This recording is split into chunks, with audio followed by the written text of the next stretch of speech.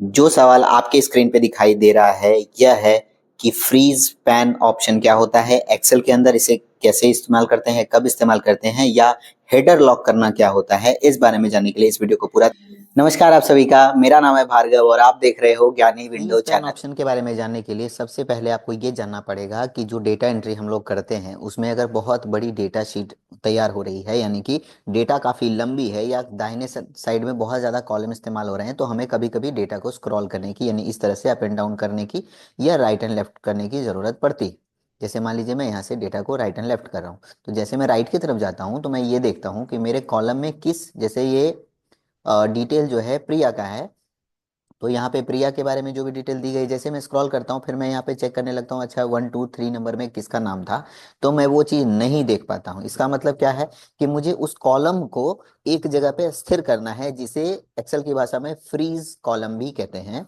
साथ ही साथ अगर मैं नीचे की तरफ स्क्रॉल करूं तो मैं ये देख पा रहा हूँ कि ये जो हेडिंग है, इस इसका हेड मतलब किस हेडिंग से रिलेटेड ये डेटा नीचे दी गई है, मैं उस हेडिंग को नहीं देख पा रहा हूँ, क्योंकि स्क्रॉल करने से सिंपल सी बात है कि वो चीज़ें ऊपर की तरफ चली जाती है, हाइड हो जाती है।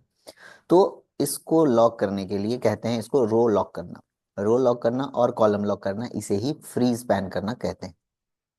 आप सिंगल सिंगल कॉलम को भी लॉक कर सकते हो और सिंगल सिंगल रो को भी लॉक कर सकते हो, लेकिन अगर आप दोनों को लॉक करना चाहते हो तो एक ऑप्शन है, इसे ही हम लोग हेडर लॉक करना भी कहते हैं।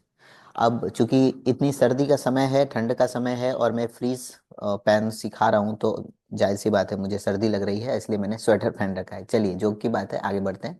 करना क्या है यहाँ पे, सबसे पहले आपको जो कॉलम या रो लॉक करना है, जैसे मान लीजिए मैं ऊपर वाला जो ये पूरा का पूरा हेडिंग है उसे लॉक करना चाहता हूँ, तो मैं इस पर क्लिक करके, मैं इस पूरे हेडिंग को क्लिक करके सेलेक्ट कर ले रहा हूँ और उसके बाद मैं व्यू ऑप्शन पे जाता हूँ। व्यू ऑप्शन में जाने के बाद आपको फ्रीज पैन का ऑप्शन यहाँ पर दिखाई देता है।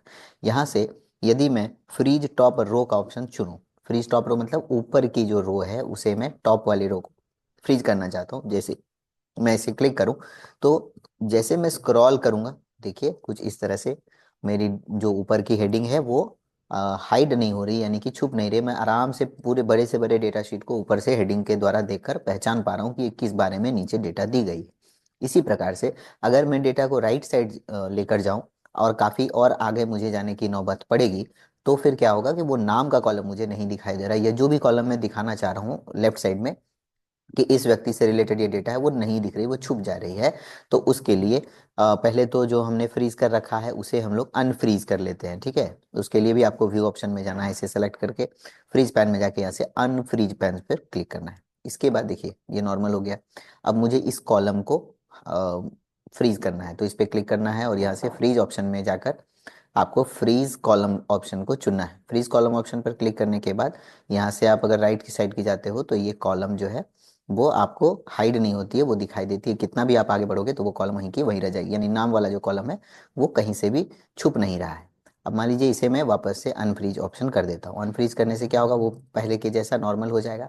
अब मेरी इच्छा है कि मैं ऊपर का रो और ये कॉलम एक साथ फ्रीज करूँ, तो इन दोनों के कॉर्नर वाले सेल पे मुझे क्लिक करना है, यानी कि ये जो कॉलम सॉरी रो है और ये जो कॉलम है, इसके बाद ये कॉर्नर का जो सेल है मुझे उस पर क्लिक करना है। ये काफ़ी ध्यान देने वाली बात है, काफ़ी मिसमैनेजमेंट होता है इसी जगह पर। आपको इस जगह क्लिक करना है, क्योंकि ऊपर का रो और बाएं साइड का कॉलम, इस जगह आप सेल पे क्लिक करेंगे और फ्रीज पैन के ऑप्शन में जाके सिर्फ फ्रीज पैन्स पे क्लिक करेंगे, तो एक साथ ये दोनों को लॉक कर देगा। आपको एक एक कर करके लॉक करने की जरूरत नहीं पड़ेगी। तो इस तरह से आप अपने हेडिंग को, अपने कॉलम को फ्रीज कर सकते हो, लॉक कर सकते हो और आराम से फ्रीज पैन का बड़े से बड़ी डेटा शीट पे इस्तेमाल कर सकते हो। अगर वीडियो अच्छी लगी हो तो लाइक करें, कमेंट में लिखिए कि आपके लिए यूजफुल थी या नहीं, और बने रहिए ज्ञानी विंडो चैनल के साथ। Thank you.